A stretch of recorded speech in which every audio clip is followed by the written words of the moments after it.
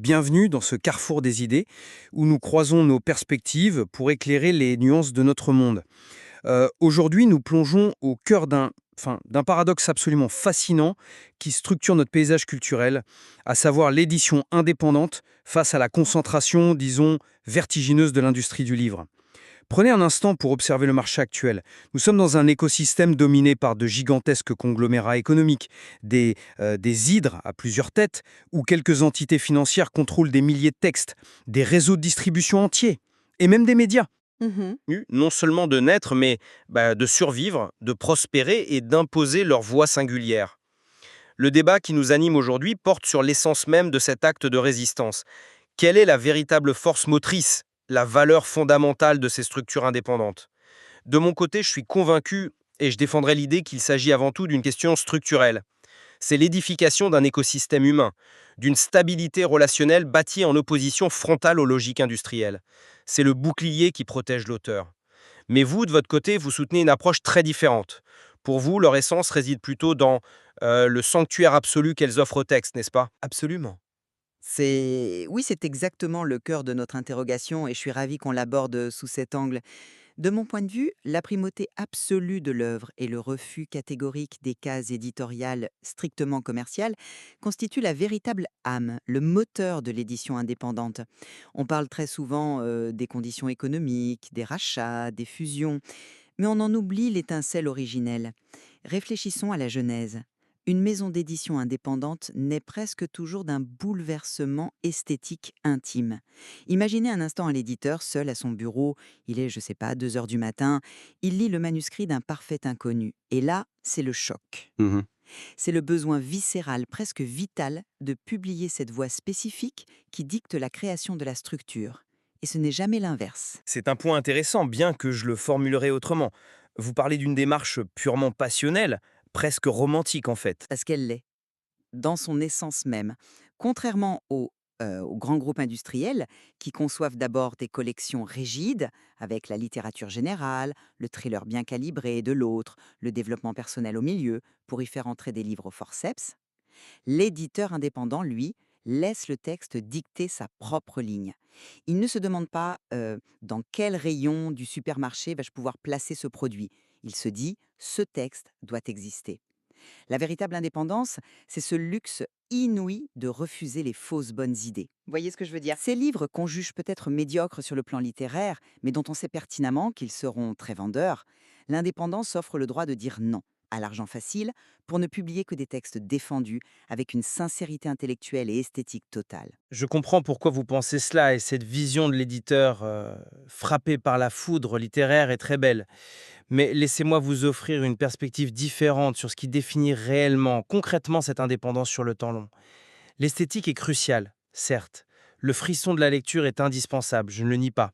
Mais la valeur primordiale de l'édition indépendante, au quotidien, réside dans sa capacité à agir comme un antidote direct au système industriel du livre jetable. Le livre jetable, l'expression est forte. Mais c'est la stricte réalité. Analysons un peu la mécanique des grands conglomérats. C'est fascinant quand on soulève le capot. La pression commerciale y est d'une violence inouïe. Imaginez un jeune auteur qui signe dans un grand groupe. Son premier roman sort, s'il n'atteint pas ses objectifs de rentabilité dans les 3 premiers mois, parce que oui, un livre a aujourd'hui la durée de vie d'un yaourt en grande surface, cet auteur est presque systématiquement abandonné pour son deuxième roman. Les réunions éditoriales dans ces groupes se font souvent avec un contrôleur de gestion à la table, les yeux rivés sur un compte d'exploitation prévisionnel, un fameux tableau Excel.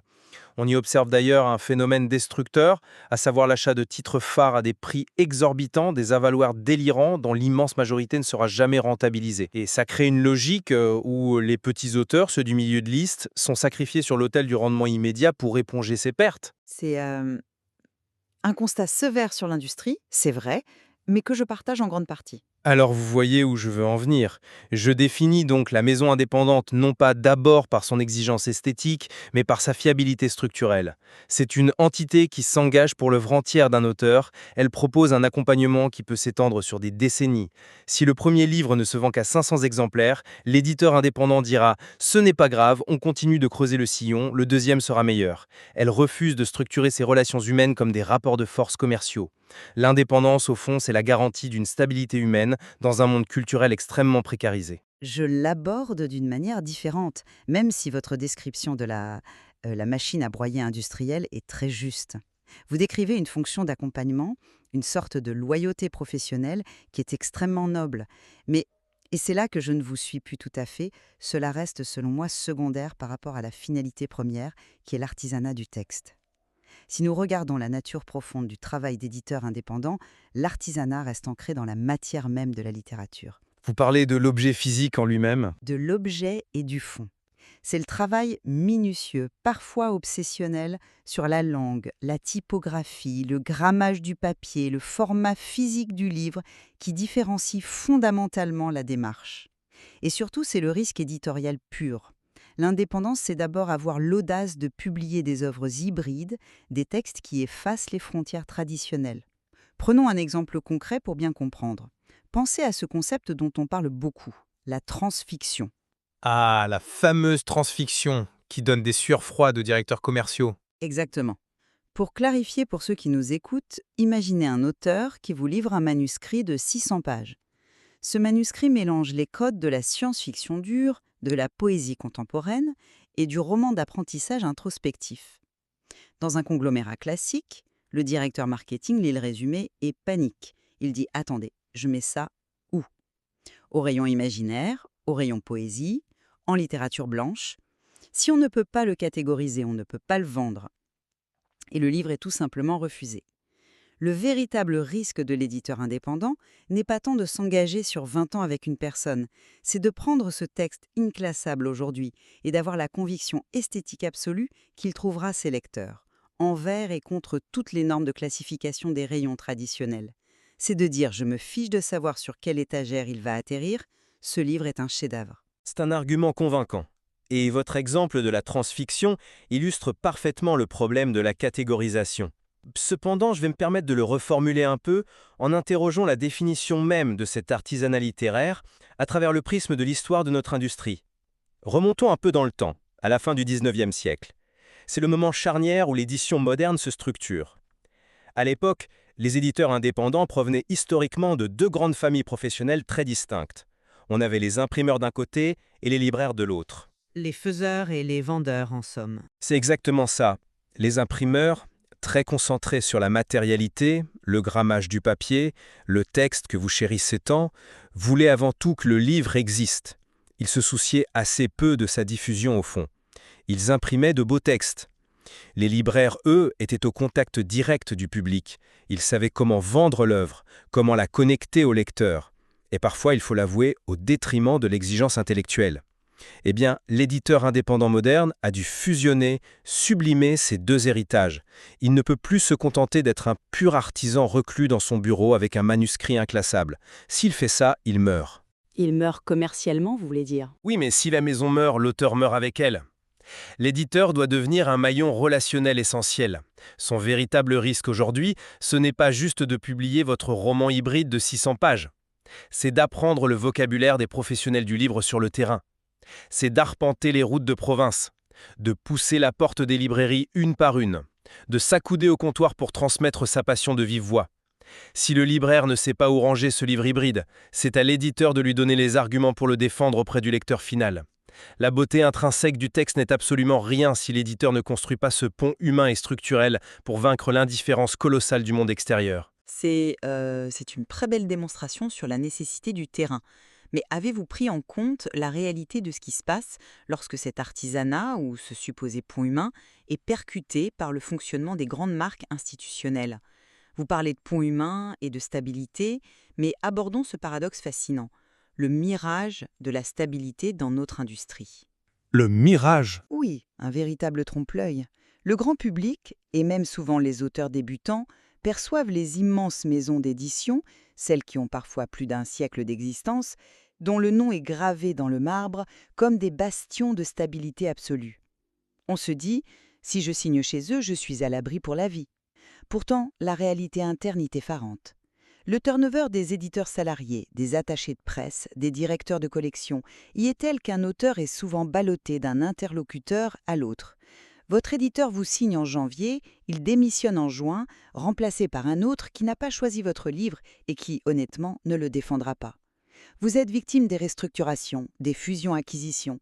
C'est là que votre argument sur la stabilité de l'indépendant rejoint le mien, mais je tiens à le recadrer sur la relation intime au texte. Je vous écoute. Comment reliez-vous cette instabilité institutionnelle à l'esthétique du texte équé? Parce que cette fameuse stabilité de l'indépendant, dont vous faites la valeur suprême, n'a de sens que parce qu'elle permet un travail éditorial qui descend extrêmement loin dans l'intériorité de l'auteur. Le but de l'éditeur indépendant n'est pas d'offrir une stabilité institutionnelle pour le simple confort bourgeois de l'auteur. L'auteur ne cherche pas un emploi de fonctionnaire de la plume. Le but, c'est la création d'un espace psychologique et artistique totalement sécurisé, un espace où l'auteur peut explorer sa vulnérabilité littéraire totale, prendre des risques immenses dans son écriture, sans ressentir sur sa nuque le souffle glacé d'un comité financier exigeant un retour sur investissement sous 6 mois. C'est tellement vrai. Cette fameuse stabilité des grands groupes, c'est très souvent un écran de fumée. Il est d'ailleurs tragiquement ironique de constater qu'un éditeur de talent, œuvrant au sein d'un immense conglomérat, épuise souvent 80% de son énergie quotidienne dans des luttes intestines. Il doit désespérément convaincre son propre directeur commercial de la pertinence d'un projet avant même de pouvoir le défendre à l'extérieur. Pendant ce temps, l'éditeur indépendant, libéré de ses chaînes hiérarchiques lourdes, consacre l'intégralité de sa force de conviction à combattre la vraie adversité, c'est-à-dire le marché. Mais, et c'est là que je vous arrête en insistant uniquement sur la relation intime au texte, l'espace psychologique et la vulnérabilité, je crains que vous ne minimisiez l'impact sociétal, technique et politique beaucoup plus large de ces petites structures. De quelle manière? Pour moi, l'espace intime de la création est la base de tout l'édifice. La base créative, oui, assurément, mais l'indépendance éditoriale ne flotte pas dans l'éther des idées pures et de la vulnérabilité poétique. Elle s'inscrit dans la matière. Pour qu'un éditeur indépendant puisse offrir cet espace psychologique à son auteur, il doit maîtriser une ingénierie financière redoutable pour survivre au système. Prenons la mécanique la plus impitoyable de l'industrie, le système des retours. Ah oui, le cauchemar absolu de tout gestionnaire de maison d'édition. Pour ceux qui nous écoutent et qui ne connaîtraient peut-être pas la mécanique, c'est simple et terrifiant. Quand un éditeur place 1000 livres dans les librairies, il est payé. Mais la librairie a le droit, pendant plusieurs mois, de renvoyer les livres invendus et de se faire rembourser. Si votre fameux roman hybride ne trouve pas son public, fin octobre, la maison d'édition reçoit des palettes de retours et son compte en banque est débité d'autant. Une grande maison absorbe ce choc grâce à ses best-sellers estivaux, mais une petite maison indépendante peut littéralement faire faillite sur une seule mauvaise vague de retour. C'est pourquoi je dis que l'indépendance est la clé de voûte d'un écosystème physique, économique et politique extrêmement fragile. Fragile, assurément, nous sommes d'accord sur la brutalité de ce système des retours, mais en quoi cette maîtrise comptable ou cette fragilité dépasse-t-elle la sphère purement économique pour devenir, selon vous, la définition même de l'essence de l'édition indépendante? Parce que cet écosystème ne tient que grâce à des équilibres politiques concrets. Je pense notamment à la loi sur le prix unique du livre, cette législation formidable qui empêche depuis des décennies les géants de la grande distribution de casser les prix pour tuer les petits libraires. Ce maillage exceptionnel de librairies de quartier, le maintien des petits festivals régionaux où les auteurs vont à la rencontre du public, les subventions locales, les éditeurs indépendants irriguent tout ce réseau vital. Ce sont eux qui envoient leurs auteurs dans la petite librairie de province un mardi soir pluvieux pour parler devant 15 personnes. C'est un travail de militant, indéniablement. Exactement. Et lorsque des logiques de marché viennent couper les vivres à ce tissu associatif et indépendant, souvent par une volonté non avouée de standardiser la pensée et d'étouffer la pluralité des voix, c'est la démocratie intellectuelle elle-même qui est directement menacée. Les attaques récentes contre certains lieux de diffusion indépendants montrent bien l'enjeu. L'éditeur indépendant n'est donc pas seulement un accoucheur de texte ou un confident pour auteurs vulnérables. Il est un acteur politique de premier plan par sa seule existence économique de résistance. Sa façon d'opérer, de refuser la concentration aveugle des capitaux, d'animer un réseau humain décentralisé, est en soi un manifeste politique retentissant, indépendamment même des histoires racontées dans les textes qu'il publie. Attendez. Je ne suis pas tout à fait d'accord avec cette vision presque macroéconomique de la résistance. Et c'est là que notre désaccord est sans doute le plus profond. Je l'aborde d'une manière différente. La résistance politique, la vraie force subversive, ne naît pas simplement de la forme d'une structure juridique, d'un réseau de distribution décentralisé ou de la maîtrise du système des retours, aussi vertueux soit-il. La véritable résistance politique naît et a toujours rejailli du contenu viscéral des textes eux-mêmes. Vous séparez donc le fond de la forme logistique. Complètement, c'est la substance, l'idée, le mot qui porte la charge subversive, pas le camion de livraison ni le statut associatif de la maison d'édition. Publier des auteurs totalement inconnus, faire entendre des voix marginalisées qui n'auraient jamais, au grand jamais, passé les filtres lissés, formatés, aseptisés des comités de lecture industriels. Voilà l'acte politique par excellence. Les grands groupes cherchent le consensus pour maximiser les ventes. L'indépendant cherche la dissonance, la friction, l'inconfort intellectuel qui fait avancer la société. Je vous l'accorde, la diversité des voix est le carburant. Mais prenons un enjeu extrêmement contemporain pour illustrer ça, la montée de l'intelligence artificielle générative dans les processus de création. Aujourd'hui, on voit arriver des textes lissés, des intrigues calibrées par algorithme. L'édition indépendante se positionne naturellement contre cette standardisation, non pas par simple posture économique de sauvegarde des métiers, mais parce qu'elle privilégie radicalement l'humanité, l'imperfection, le grain de folie et l'unicité de la création littéraire. Plus le monde industriel produira des textes synthétiques, froids et parfaits selon les critères marketing, plus le travail de l'artisan humain sur une œuvre authentique et écorchée prendra la valeur. C'est par cette exigence littéraire intraitable, par la défense acharnée du texte comme dernier espace de vérité brute, que l'édition indépendante combat efficacement l'anti-intellectualisme ambiant, bien plus que par ses statuts ou ses modèles de distribution. C'est une vision très noble, puissante même, du pouvoir intrinsèque des idées. Et il est certain que l'imperfection humaine devient un trésor face à la machine, mais je crains qu'en disant cela, vous ne fassiez abstraction des conditions matérielles strictes nécessaires à la survie de ces idées. Un texte, aussi bouleversant, inclassable et politiquement subversif soit-il, s'il n'est lu par personne, il n'existe pas socialement. Il reste un cri dans le vide. Or, concrètement, qui fait ce travail de mise en relation? Ce ne sont pas des concepts abstraits ou des idéaux esthétiques, ce sont des individus en chair et en os. Bien sûr, mais l'individu est mu par le texte. Oui, mais c'est l'effort structurel qui transforme le texte en événement social. Ce sont ces éditeurs qui chargent le coffre de leur voiture, qui prennent la route à 6 heures du matin, qui discutent inlassablement avec chaque libraire, adaptant leur discours pour transmettre cette fameuse étincelle originelle dont vous parliez au début. Vous avez mentionné la standardisation algorithmique et l'anti-intellectualisme, et je vous accorde sans réserve que le contenu est une ligne de front essentielle.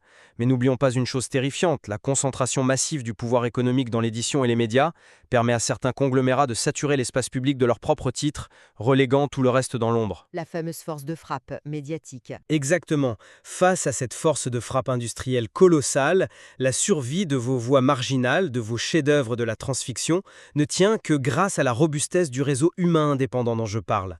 Si cet écosystème des librairies et des représentants s'effondre, face à la vente en ligne ou au supermarché, vos textes inclassables et vitaux resteront de simples fichiers immatériels, dormant dans des ordinateurs.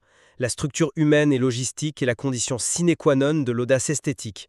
Sans le corps pour le porter, l'esprit s'évapore. Je vous accorde volontiers que le maillage territorial et le soutien des professionnels engagés sur le terrain sont la colonne vertébrale de l'industrie. Mais je crains que vous ne renversiez totalement la causalité de l'engagement. C'est-à-dire, Je mets la charrue avant les bœufs? D'une certaine manière, oui. Le libraire indépendant, le lecteur passionné dans sa boutique ou même le bénévole qui installe des chaises pliantes dans un festival littéraire de province un dimanche matin, ils ne se mobilisent pas pour défendre un concept abstrait comme une structure économique ou un modèle de distribution décentralisé. Ils se mettent en mouvement, ils sacrifient leur temps et leur énergie parce qu'ils ont été foudroyés par un texte, parce qu'une voix singulière, travaillée dans la douleur, ciselée dans l'exigence, par un auteur et son éditeur, a soudainement résonné au plus profond d'eux-mêmes. L'éditeur qui ose signer le premier roman exigeant d'un auteur inconnu prend un risque qui est à la racine fondamentalement esthétique. Et s'il se trompe? Il fait le pari qu'il n'est pas une aberration sociologique. Il se dit, si j'ai été ému aux larmes par cette phrase, si cette idée a bousculé mes certitudes, alors d'autres êtres humains ressentiront la même chose. C'est ce frisson littéraire partagé, et lui seul, qui met la gigantesque machine logistique en marche. Sans cette radicalité artistique initiale, sans ce refus obstiné du compromis commercial dès la première page du manuscrit, le fameux réseau solidaire dont vous parlez n'aurait plus aucune substance à défendre. Il deviendrait une coquille vide, un simple réseau logistique aussi froid et mécanisé que les conglomérats qu'il prétend combattre. L'exigence intransigeante du texte est le carburant unique, irréplaçable, de toute cette machinerie humaine. Nous arrivons donc au terme de cet échange, a dessiné une cartographie assez précise et nuancée de cette dualité fascinante qui caractérise l'édition indépendante d'aujourd'hui. C'est presque un mouvement de balancier. D'un côté, comme vous le démontrez avec beaucoup de passion, cette frange de l'édition se doit d'être le laboratoire le plus radical pour la forme littéraire, le lieu où l'exigence esthétique ne souffre d'aucun compromis, le refuge de la pensée face à l'algorithme. De l'autre, comme je me suis efforcé de le démontrer, elle opère obligatoirement comme le rempart le plus humain et logistique face à la brutalité du capitalisme culturel, tissant des liens de long terme qui protègent matériellement la création. Un mouvement de balancier vital. Et au fil de notre discussion, je remarque un point de convergence fondamentale émerge, qui transcende nos deux perspectives. Finalement, qu'il s'agisse de l'engagement inconditionnel envers l'esthétique d'un manuscrit singulier, ou bien de la promesse de loyauté quasi sacrificielle envers la longue carrière d'un auteur face aux lois du marché, une vérité commune s'impose. Dans ce milieu si particulier, la sincérité ne peut jamais être feintée très longtemps. C'est très juste, le lecteur a un radar pour ça. Le lecteur, le libraire, le critique, ils ressentent tous immédiatement, presque physiquement, si un projet de livre est porté par une véritable nécessité intérieure de la part de l'éditeur ou s'il n'est que le résultat d'une équation cynique de remplissage de catalogue. Absolument. Cette sincérité absolue, qu'elle soit esthétique ou humaine, reste le seul et unique moteur capable de vaincre l'indifférence du public face au foisonnement écrasant des publications. Il sort des dizaines de milliers de livres par an. La seule chose qui traverse le bruit, c'est l'authenticité de la démarche. Nous espérons que ce débat vous invitera, vous qui nous prêtez l'oreille aujourd'hui, à regarder différemment le prochain livre que vous ouvrirez. Oui, posez-vous la question la prochaine fois que vous flânerez en librairie. Exactement. En pesant ce livre entre vos mains, demandez-vous: tenez-vous là le fruit froidement calculé d'une stratégie commerciale de conglomérat, ou bien l'aboutissement presque miraculeux d'une longue chaîne humaine, faite de passion irrationnelle, de prise de risque esthétique totale et de résistance structurelle acharnée? Nous vous laissons le soin de forger votre propre conclusion face à la page imprimée. L'histoire du livre, de ses artisans et de sa diffusion est un territoire infini qui recèle encore d'innombrables complexités à explorer. À très bientôt pour continuer à débattre des fondations de notre monde culturel.